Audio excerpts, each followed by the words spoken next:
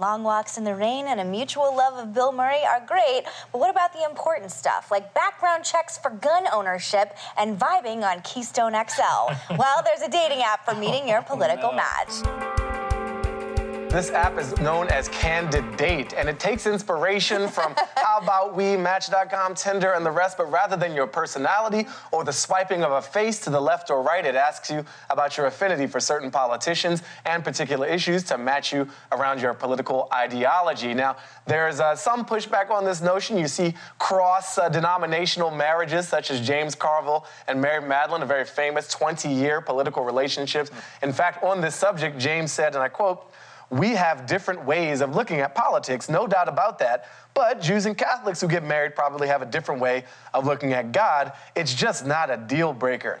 So are similar political beliefs a prerequisite for romantical love? No. I think it's way more about personality than about politics, frankly. And so when my dad ran for mayor here in LA, there was a woman on the campaign who I had the hots for, basically. And she was a Republican. At first that gave me pause, but then what really gave me pause is that she was just sort of a freak show. Go on. All right. This got real interesting unexpectedly.